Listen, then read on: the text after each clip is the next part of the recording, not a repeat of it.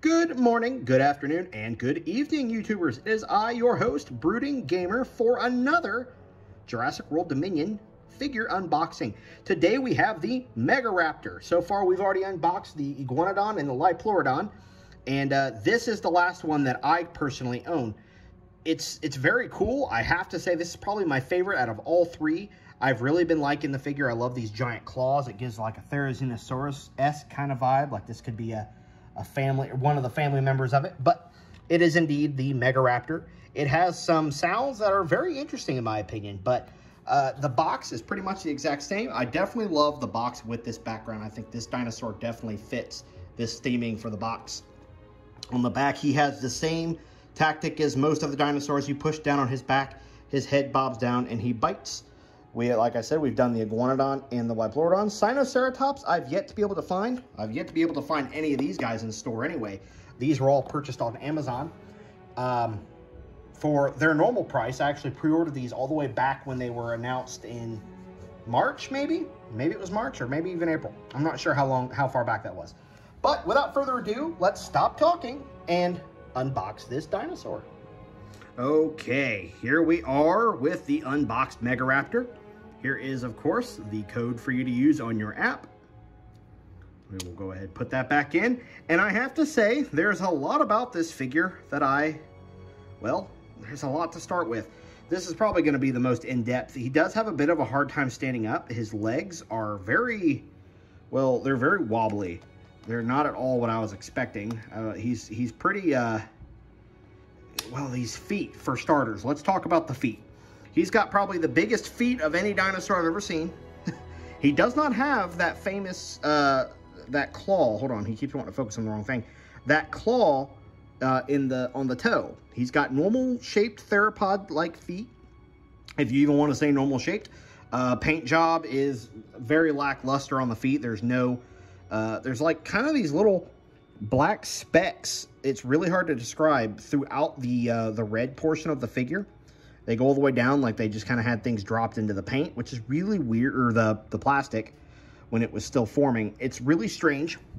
As you look at the tail, it has the feathers facing downward, or flaring out like this instead of faced like this. I thought they'd kind of be like this, but instead they're flattened out like that, which is really cool. I do like that. I feel like there's more of that black speck in there that you can get a good look at. Like I said, the feet are really odd. That's probably the only problem I have with this figure is the feet. You've got these ginormous claws.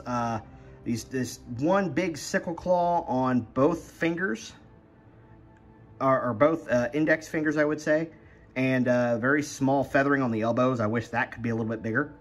You've got some feathering going down the back, and the black actually kind of fades into the red, which is probably one of the coolest paint jobs I've seen on a figure in a while. You got a little bit of feathering on the top. My goodness, it's hot in this room.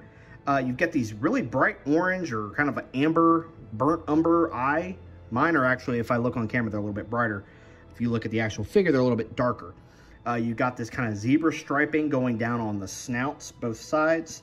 If I wouldn't know any better, this probably be like a more evolved version of the Raptors from Jurassic Park 3. I love this guy, though. He is still one of my favorites. As for the sound effects, let's go ahead and get him down on the ground. If I can get him to stand. Doesn't do very good on carpet, that's for sure. Let's set him down and go ahead and get some sounds out of him.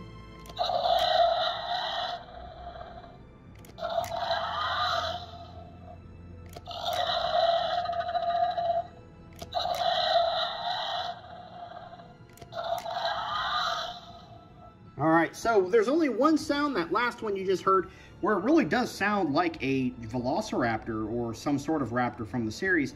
Apart from that, he's got these, all these sound completely new, apart from the Liopleurodon, who has pretty much the same sounding as some sort of ceratopsian or a, what would you say, a Stegosaurus.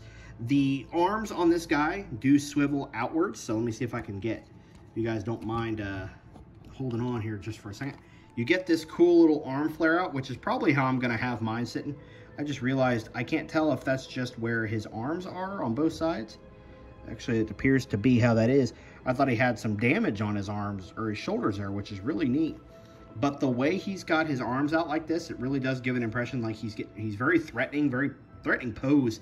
Kind of reminds you of the raptors from Jurassic Park when they're walking up or coming up on our heroes in the Innovation Center. I really do like this stance here, so I think I may keep him in that stance. But with this being the last of the 3 figures I have, I'll go ahead and compare all 3 of them together. I do keep Liplorodon kind of up in this like tripod-esque.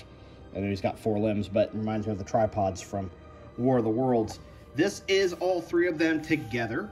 They look pretty dang neat in my opinion. In fact, I'll even do you guys one better and put them up on a table here. You guys may even see a dog in the background, so I don't apologize for that, because who doesn't love seeing dogs in YouTube videos, especially YouTube videos that are meant for dinosaur content. So, up here, hello.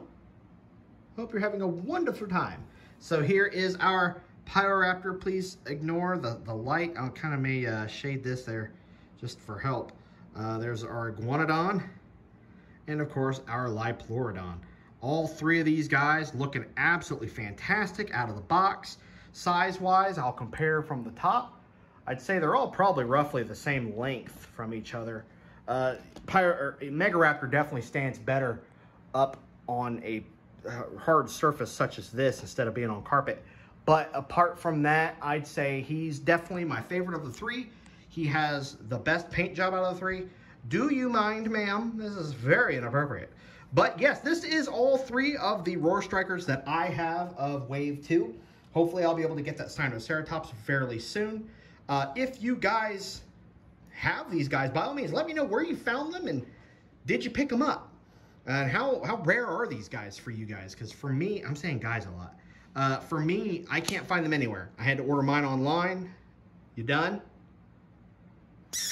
You good? Good. I had to order them all online for normal price, but I'm seeing these guys now at $4.99, and I mean $499 on eBay.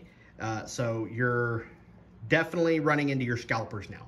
So if you guys enjoyed this video, by all means, leave a like. If you guys aren't subscribed yet, please go ahead and subscribe for more Jurassic World content, and of course, Monster Hunter content now. We are covering Monster Hunter now, which is amazing. So if you guys enjoyed, do all those things. It would be greatly appreciated. It helps keep this channel flowing.